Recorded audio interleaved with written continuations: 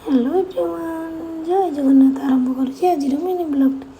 चलते देखिए आज ब्लॉग मो स्टाइल में केमी चिकेन बनाऊँ। आपण मैंने भी चिकेन बनाते आज मो स्टाइल चिकेन बनाऊँ।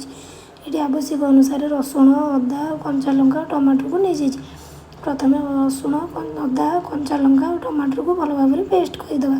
चलतु ये अदा रसुण कंचा लंका टमाटर पेस्ट रेडी हो जापर आम आवश्यक हिसाब से पिज भी काटी नहीं।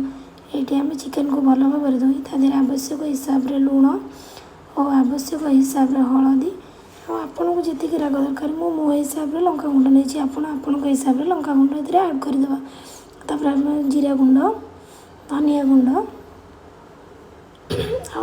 आदा रसुण टमाटर कंचा लंका जो पेस्ट कर रखी आड करदे।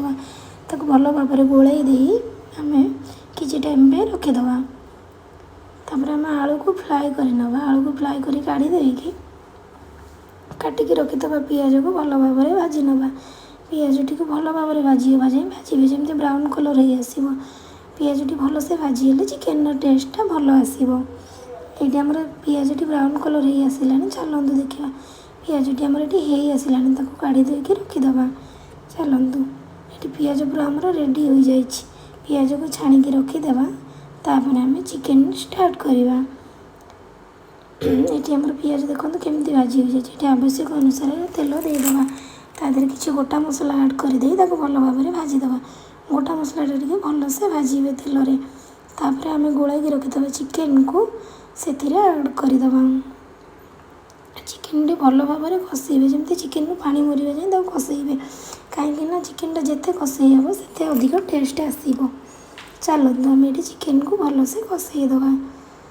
तापर आम भाजिक रखीदे पिज को पेस्ट बनईदे। चलतु ये पिज भाजिक रखीदे पिज और से किसी दही ऐड करदे। आपन को जी अनुसार दही दरकार से ने मुझे मो हिसाब से दही नहीं। चलतु दही और पिज को भल भाव में पेस्ट करदे। ये दही पिज पेस्ट रेडी हो जाए।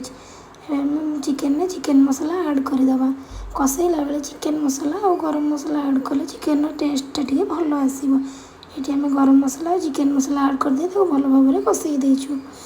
तापर आम से जो पिज और दही पेस्ट कर रखी से ऐड कर भल भाव में कषेदे। चलतु चिकेन को जिते कषे चिकेन टेस्ट से भल आसो। देखो चिकेन के ग्रेवी आसला। चलतु आउ टे कषेले आहरी भल टेस्ट आसो। चिकेन भाजिक रखीदे आलू को पकईदे। पकईकि चिकेन को भल भाव में कषेदे। ये चिकेन जिते कषा हम से अधिक टेस्ट आसो। देखो चिकेन टी केते सुंदर देखा।